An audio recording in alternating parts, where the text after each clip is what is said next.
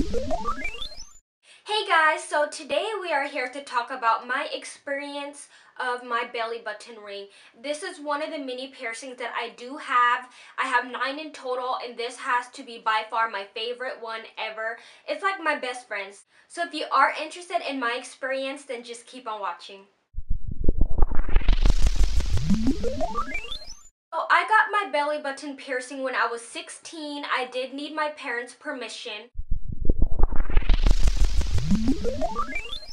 At first, they were not really going for it. My dad really didn't want me to get it, but I talked them into it because it is in a place where you could cover up and nobody would be able to see it unless you chose to show it. For example, like if you were to get a tattoo on your chest or your hand or something, people are going to see that every day. It's like harder to cover up. So my dad was kind of okay because I could cover my belly button. I mean, besides the summertime when I'm wearing like a bathing suit, when else are you going to see it unless I show you? So that was the first step that I had to go through. So getting my parents' permission. I do know that you have to be 18 to get it done at a shop, or if you have a parent or guardian with you and they give you permission, they can take you and you could go ahead and go do it. So at the shop that I went to, it was $45 for the piercing and the jewelry. Now come to think about it, and going other places, that's really, really expensive. I've seen people do it at the shops for 25 bucks, and it's just a piercing. I mean, how much? Why would you really need to charge $45? But whatever, I was young, my parents paid for it, so I wasn't really mad about it. I got it, so yeah. So what they have you do is they just have you lay down on a chair. Mine happened to be like a tattooing chair. So I laid on my back. I was kind of slanted at an angle. So I was like leaning back, kind of like that. And all he did is he sterilized the area, and he used clamps to pull out the skin so he knows where to pierce it at. And they use clamps to hold that open and everything. So he pierced it with a thick needle, and the needle is hollow. That way they can just slip the piercing jewelry right into the hole that they just created. Instead of, like, if you think about it, if you did it at home, you would do it with a regular needle or maybe the jewelry, but then you would have to take out the needle and then shove the jewelry in there, and that could be very painful. At least that's what I imagine it to be. But at the shop is like a one-step process. They pierce it, put in the jewelry at the same time, and then you're done. And of course, they just have to screw on the ball at the top, if you are familiar with what the jewelries look like. Well, the guy who was piercing mine accidentally dropped the ball that he was supposed to screw on. So after he picked it up, he had to put pressure on my stomach to screw it on, and that caused blood to come out.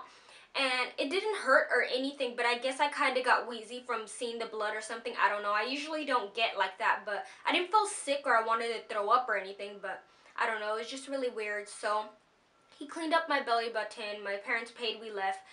I ended up falling asleep in the car because I felt really hot. I felt like I was going to faint. I couldn't breathe, but I couldn't even tell you why. I guess I saw blood. I don't know.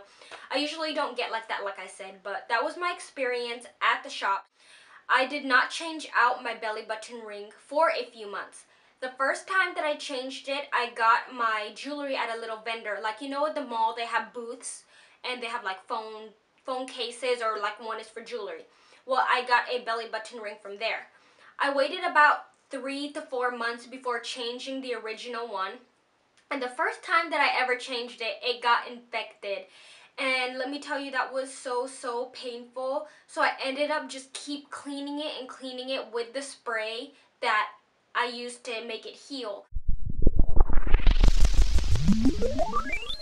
So it took about a month for mine to heal. I have really sensitive skin. You have to buy a spray. It's sea salt spray. At least that's what I use. I know other people use other things, but I really liked it because you don't have to touch your belly button. You just spray it on there. I did it about 3 times a day. My belly button was really sore for the first week. I didn't really want to move around a lot because it's like an open wound. You have to wait for it to heal. But on a scale from 1 to 10, I say like maybe it hurt a 2 or 3. I barely felt it. And it was really, really fast. No guns. I think he did not use a piercing gun. He pierced it with his hand. So yeah. I don't really recommend doing it at home yourself. The chances are it's gonna get infected, and that's really bad and painful. I had one infection, but it wasn't from piercing it myself. So after the first time that my belly button ring got infected, I never bought any jewelry from those vendors ever again. I usually got them like at Walmart, or I know Hot Topic has a lot of variety of them. So I've been getting mine from there, and I have no problem now. I am actually going to try to buy a wholesale package. It comes like with 100 from eBay. I'm going to try those out.